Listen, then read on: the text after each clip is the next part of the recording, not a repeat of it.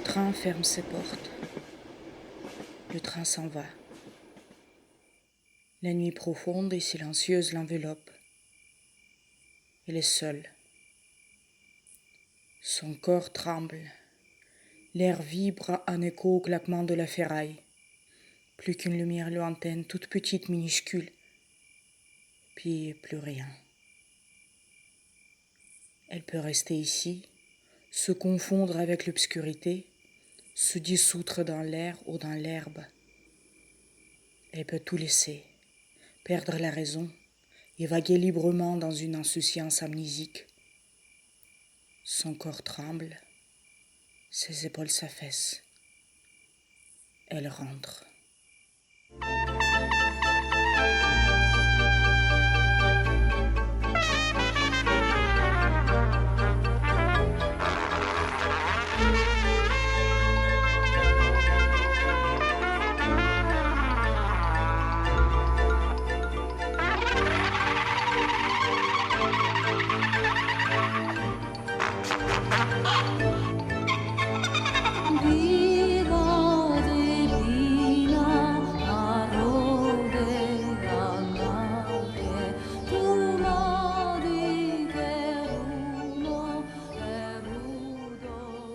Chemin entre ville et village, l'endroit se nomme Issac. Plus personne ne sait ce que c'est l'être évoqué autrefois. Plus personne ne se pose la question. Ici, on attend la construction du métro. Dans la nuit profonde et silencieuse, elle marche.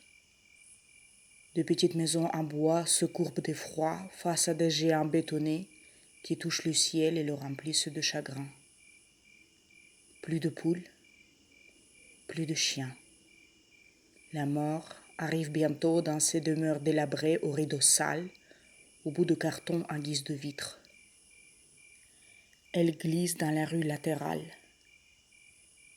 entrer dans une de ces maisons abandonnées, poser sa joue contre une planche du sol jusqu'à en faire partie et attendre ici, à l'abri, la destruction totale et définitive. La destruction au nom du métro à venir, au nom du futur. Oui, un futur sans elle, un monde léger et pétillant.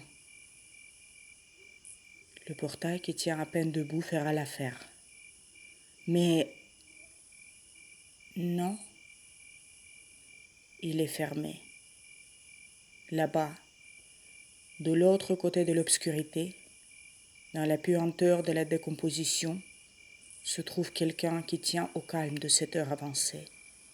Elle n'a pas sa place ici. Elle continue. Encore un passage entre l'eau et la boue. Et voici que les yeux semblables aux orbites vides, les yeux béants des immeubles de ces étages l'appellent, l'engloutissent, sans égard ni pitié.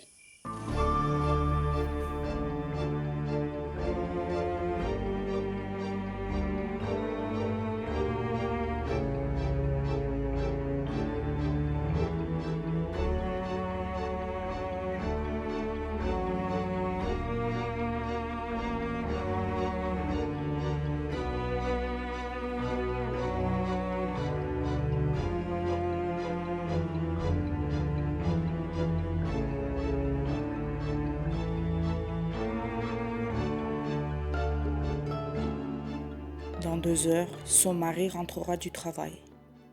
Dans 3, son fils prendra le petit déjeuner pour bien commencer la journée. En attendant, assise à la cuisine, elle vomit sa douleur. Des miaulements stridents se bousculent dans sa gorge nouée, cette nuit profonde et silencieuse. Ça n'arrivera plus jamais. Plus jamais. Plus jamais. Le train tambourinait, tirait les wagons vides vers une destination déterminée, inévitable et attendue. Les arrêts semblaient être une pure formalité.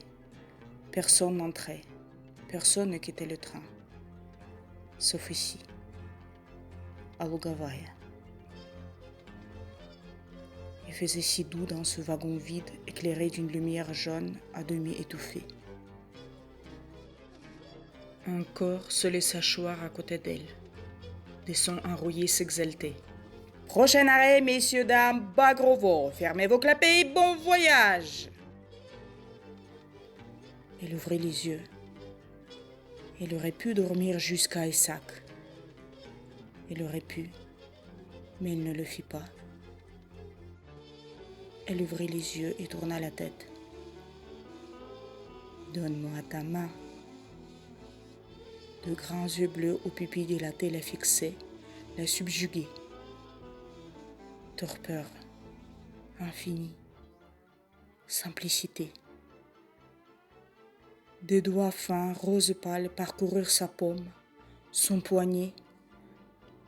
Un toucher à peine perceptible inflamma et brûla en une seconde tout ce qui avait été vécu.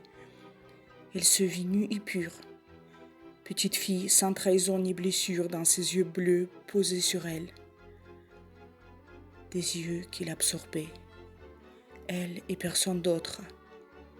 Des yeux qui la faisaient suffoquer. Tu es belle, tu le sais?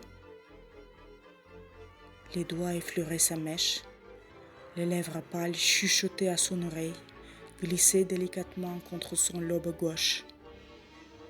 Tu n'as que moi au monde. Je suis à toi. Chut. Je suis à toi. Les mots se perdaient dans ses cheveux.